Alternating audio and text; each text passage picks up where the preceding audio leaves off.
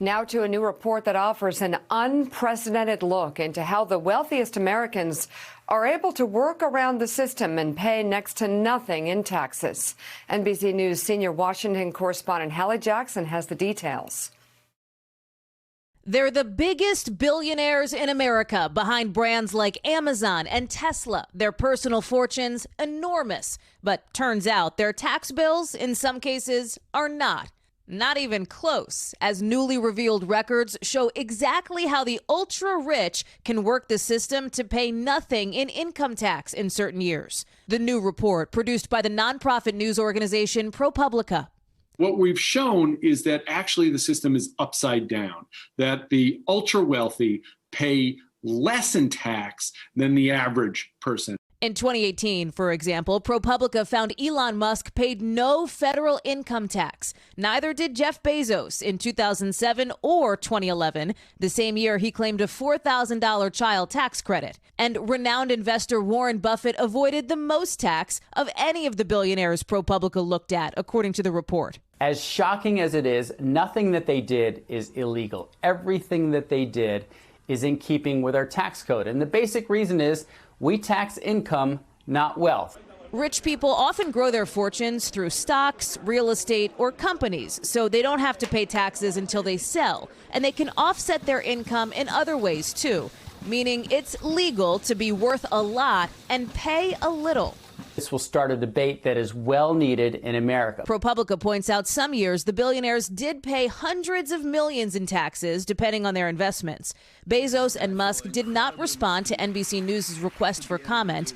But Buffett, who's long called for more taxes on the rich, tells ProPublica more than 99% of his money will eventually go to philanthropies and taxes.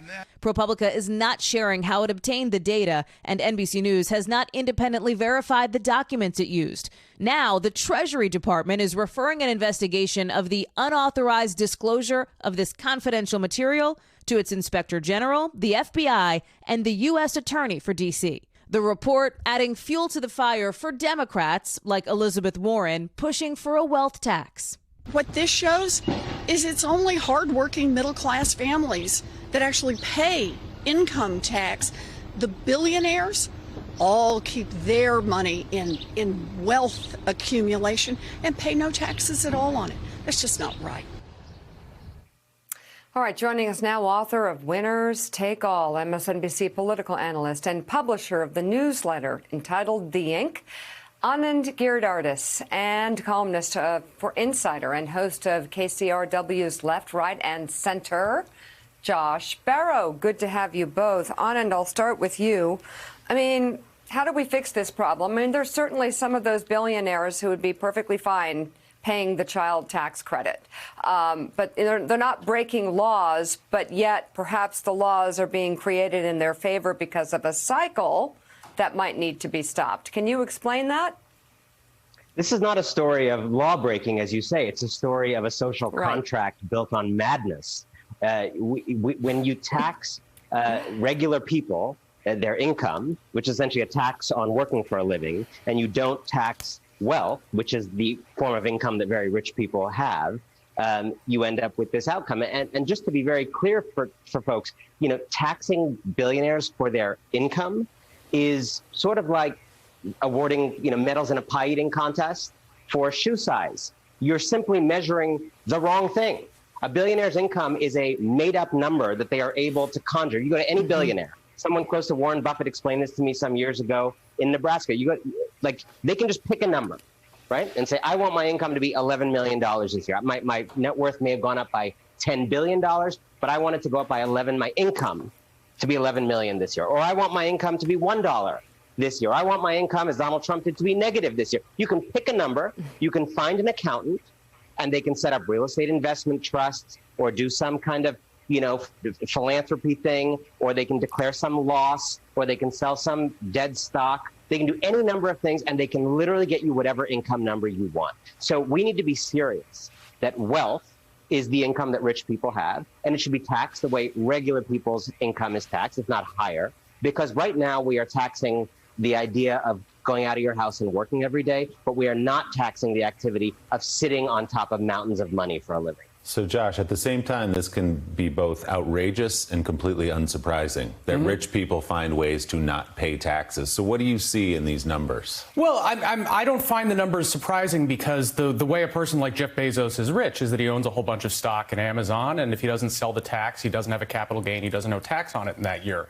The problem with our tax code is that it's fine if people pay tax on this stuff later. The problem is that often they can pay tax on it never. If you hold on to it until you die, you get to pass it to your heirs. They do what they call stepping up the basis, which means the heir receives it as though they bought it at the value at the time you died, and nobody ever pays income tax on that appreciation. And so the point of wealth is that it generates income. It is throwing off income that is allowing these people to support a tremendous standard of living, to do the philanthropies they do, to have all this power they have in the economy. The way we define income for our tax system is not fully capturing all the true economic income that these people are receiving. But we can change the rules in order to do that. The Biden administration has proposed to abolish that step up in basis so that when you die, it's treated as though the stock was sold. And then if Jeff Bezos died tomorrow, there would be an enormous capital gain on the Amazon stock on which tax would be due. There are problems with the way we calculate charitable deductions, especially for very wealthy people. If you give away appreciated stock, it's as though you get to deduct twice the appreciation in that stock. That's not the way the system should work. We should rein that in, reduce the value of that deduction. I want a charitable deduction. I don't have a problem with billionaire philanthropy. I just don't want to let them deduct it twice. If you look at other countries that have more generous welfare states where the richest people pay a larger share, they're not using wealth taxes. They have income taxes that have higher rates. And so you could have higher rates, especially if you tighten that stuff up around capital gains and made it harder to avoid ever paying the tax. That would make it economically feasible to charge a higher capital gains tax rate. The Biden administration has proposed to take that all the way up to 43% from where it is currently in the low 20s. And that would be feasible if you had these rules that forced these wealthy people to sooner or later declare this income on their taxes. So I think this is unsurprising, but there are things we can do about it to make it different. Do you think there's any energy, though? I mean, we're talking about a Republican Party that doesn't want to roll back its signature tax cut from 2017. Is there any energy in this Congress to actually make a move on everything you just laid out? Not in this Congress, I don't think. But many provisions of that 2017 tax law are set to expire in 2025. Because of the way the budget rules work, they weren't able to make it all permanent. And so if Democrats control any part of the federal government and took to the table, much as Obama did in 2013, when there were big tax increases in 2013 from the partial expiration of the Bush tax cuts, because Barack Obama had been reelected, they will have that opportunity in 2025 to say Republicans can't keep all this stuff from their tax cut, and here are things we want to do to make sure the wealthiest people pay a fair share. Anand, do you think this headline, richest man in the world pays no taxes, changes the dynamics of the conversation at all in Congress?